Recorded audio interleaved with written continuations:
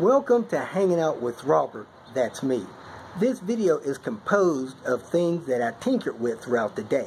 For step-by-step detailed instructions of those tasks, you can click on the links in the comment section below. This video should contain tips and tricks of things that I've learned throughout the year. Now, I only plan on leaving this video posted for about 30 days. I hope you enjoy it. Thank you very much for watching. Back home. Nice cool weather in the morning, probably 65 degrees. It's going to top out about 93 today, about a 30-degree swag, or whatever you call it. Anyway, I'm going to walk over to the VA, do my blood work. I believe I have my physical today. Said I got 2 appointments, so one of them, I believe, my annual physical. I'll go shopping with Mom right after I get back from doing my blood work, run a few errands, check on some orders that people place for tools and whatnot, see what else we can get into. Heading back over to the VA for the 3rd time today, have another appointment. Look at that dang alternator, charging at 3.9. That's really strange. That's the highest it's put a charge on since I left. That alternator is crazy. Anyway, I was driving Queen Bee down I-40 yesterday between Oklahoma City and Amarillo. I hit the Texas line about 100 miles out of Amarillo, and I noticed that the car wasn't accelerating smoothly. It was showing some hesitation, a little bit unsteady running. So I flipped over and started checking my gas mileage. My actual gas mileage dropped from about 26 all the way down to about 12. So I knew something was wrong, and it seemed like intake tube was loose. Like off the throttle body, like it had come before, but it was able to hold a good speed, 75, which was the speed limit, just wasn't running right. And I knew it couldn't have been the throttle body because of the rip kit I installed. So I took an exit about 40 miles before Amarillo, checked a couple things out, and this is what I found. So I popped the hood open, shook my tubes around. Of course, I left the car running. I didn't want it to stall. I had 3 codes: running lean, emission code, and a transmission code.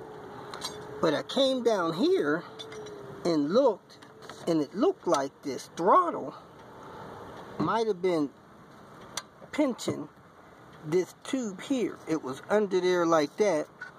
So I pulled that out, got back in the car, and it ran fine. Now granted, I think I have a vacuum leak under that intake manifold over there, but hey, after I moved that tube out of the way of the throttle, it ran fine after that.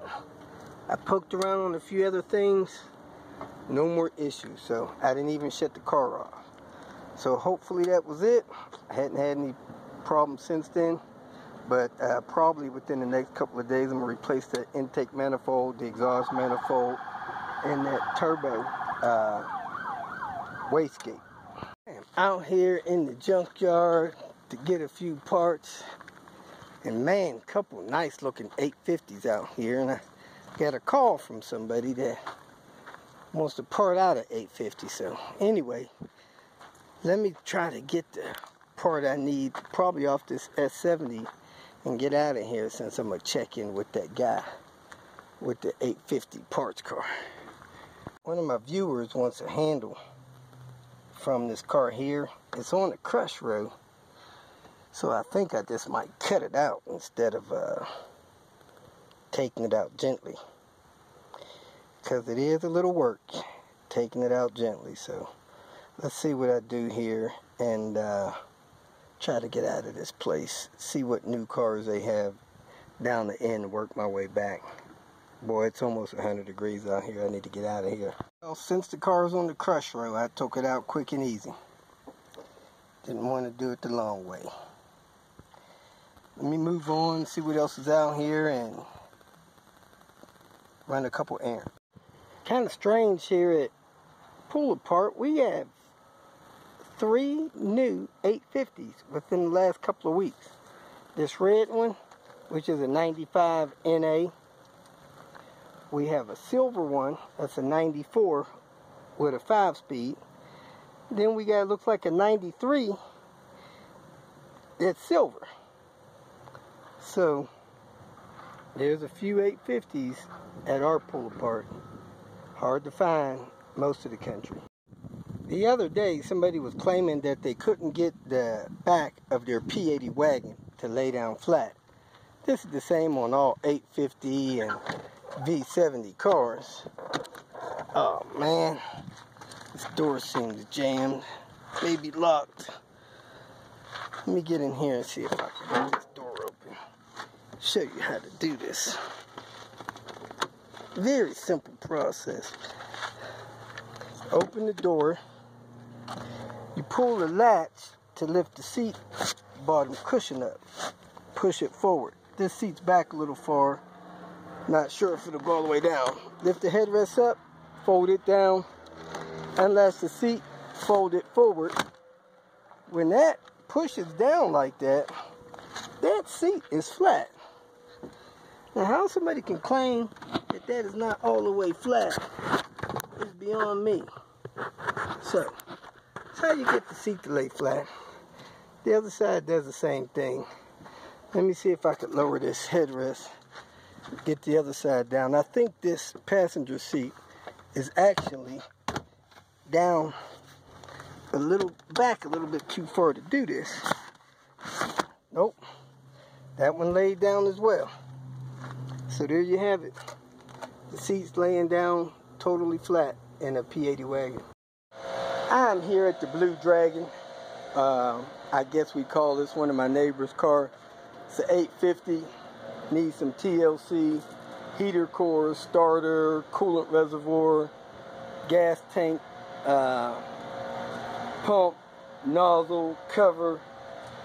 Just helping out this neighbor. And man, it looks like the heater core was already leaking, so we might have got that before that turned into a catastrophe. So I'm gonna kick off with doing the heater core, then the coolant bottle, then the starter, and then this thing here. I actually found the exact color match for this, so she's gonna be good to go. Wow, looks like this heater core is leaking real good. Looks original, probably got a small split in it, but man, I'm glad we're here to do this thing. Let me get my plastic bag under it and go ahead and let this coolant roll in the plastic bag. That should empty the bottle. I am literally shocked.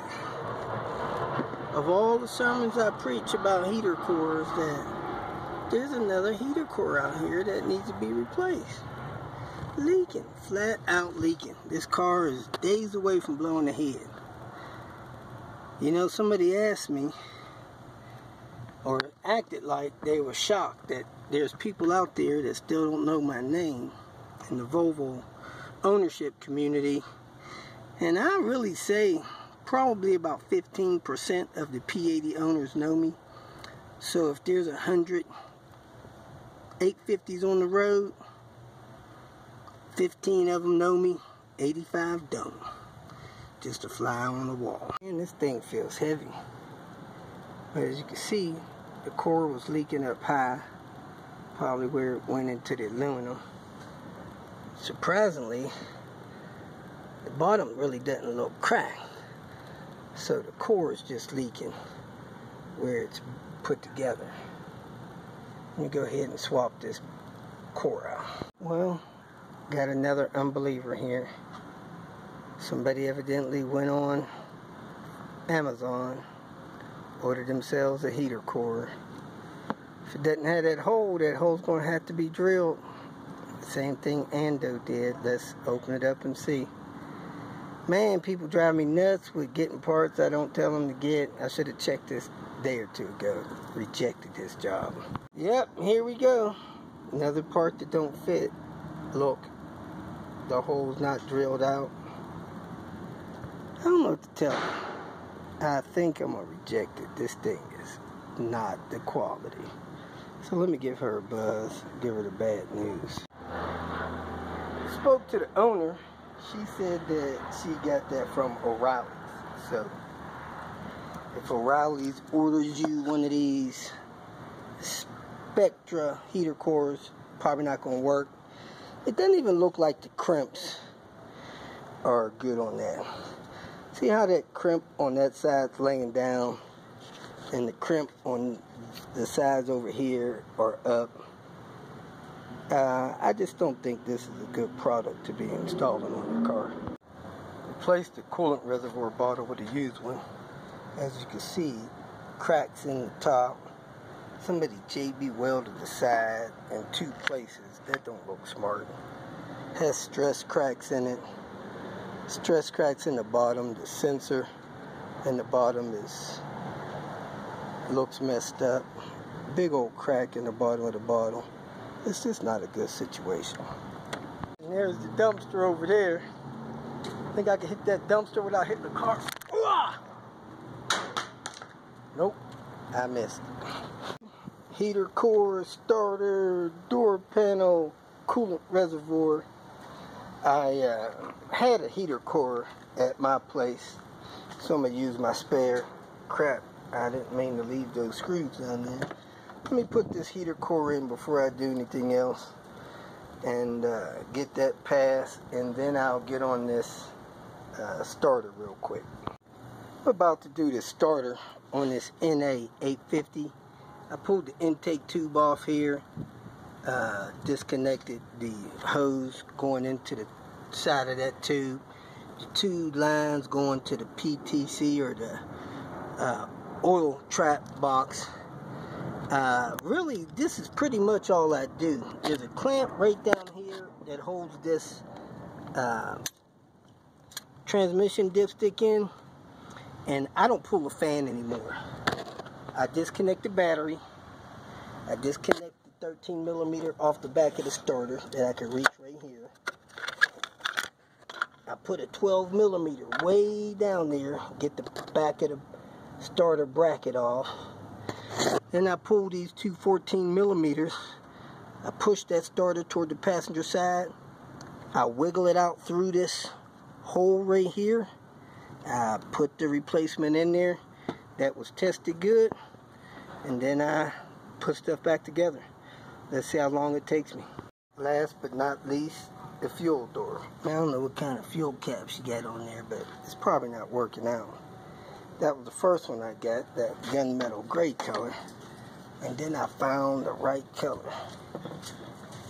This car has actually changed colors a lot, looks like, because this is a shiny example of this color. It's crazy. Well, maybe it's not, but it looks like it. There's the color code on the thing. Boy, them folks couldn't wait to get up out of here. So I gave her my wipers off of Queen Bee. They were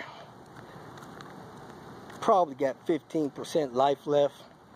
I'm real picky about my blades, so I put brand new Bosch blades on. You guys seen I got those from Swedish Car Parts, and she should be good to go.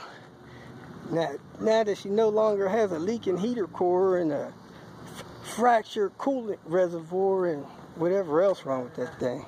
If you feel that this information was useful, please like it and share it with your social media friends. You can subscribe to my channel so that you will get notifications of future videos that I post. You can follow me on Twitter, and if you need to contact me directly, please visit my website. And if you have any questions, leave them below, and someone or myself will reply to them. Again, thank you very much for watching.